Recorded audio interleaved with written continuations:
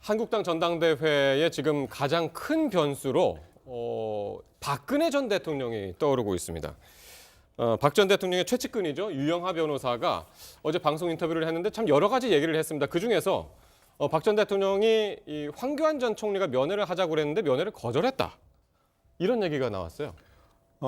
그러게 참 공교로운 시기와 또 주제네 이것도 그렇죠. 네. 유영하 변호사라고 하면 그야말로 요즘 뭐 박근혜 전 대통령의 호위무사라고 할 정도로 유일하게 지금 면회하고 만나는 그 변호사라는 거 아니겠습니까? 예.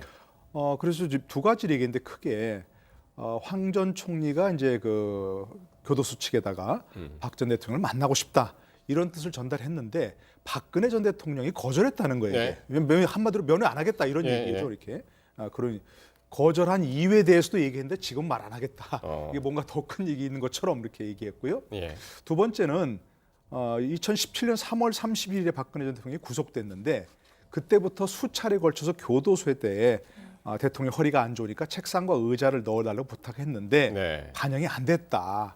그 당시에는 황교안 대통령 권한대행 시대 아니었느냐. 그러니까 마치 그때 이제 섭섭하다는 겁니다 이게. 네. 그리고 이제 그때 2017년 7월 그때 이후에 7월 21일 문재인 정부 출범 이후에서야 비로소 반입이 됐다. 오히려. 네, 그런 얘기입니다. 그러니까 이게 한마디로 황 전 총리는 박근혜 전 대통령의 눈밖에 났다. 네. 섭섭하다. 이런 얘기거든요. 그렇군요. 근데 조금 전에 우리 앵커께서 얘기하실 때 한국당 전당대회 가장 큰 변수로 박 전 대통령이 떠오르고 있다고 하셨잖아요.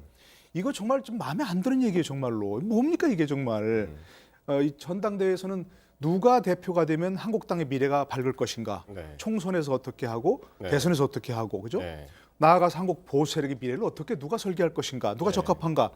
이런 얘기가 나와야 되는데 지금 사실입니다. 박 전 대통령을 어떻게 봐야 되느냐, 어떻게 다뤄야 되느냐 이런 식의 좀 주제가 나오는 것은 그 얘기를 한 저를 혼내시는 건 아니죠? 아닙니다.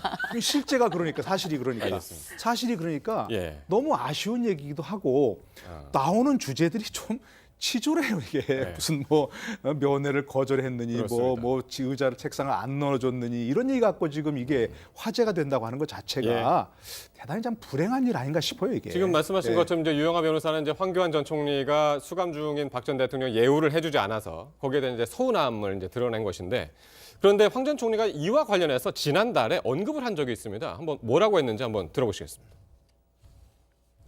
면회 신청 얘기 나왔던데 면회? 책상이랑 뭐 의자 그 거절했던 부분은 어떻게 된 거예요? 아니 뭘 거절을 해? 대통령 권한대행 시절에 끝까지 올라갔는데 총님이 거절했다는 얘기가 내가? 있죠. 네. 이건 헛소리지. 그게 바로 가짜 뉴스. 나는 모든 걸 다 도와드려라. 할 수 있는 대로. 법에 정한 가능한 건 다 도와드리라. 구체적으로 모르겠는데 이제 처음에 초기에 뭐 좀 여러 좀 불편한 것도 있었잖아요. 근데 네, 그런 네. 걸 좀 도와드리자고 내가 얘기를 했죠. 그럼 책상이나 의자 이렇게 좀 세부적인 부분에 대해서는 그런 들어보신 거를 적이 없어요? 장관한테 책상 그런 게 아니지.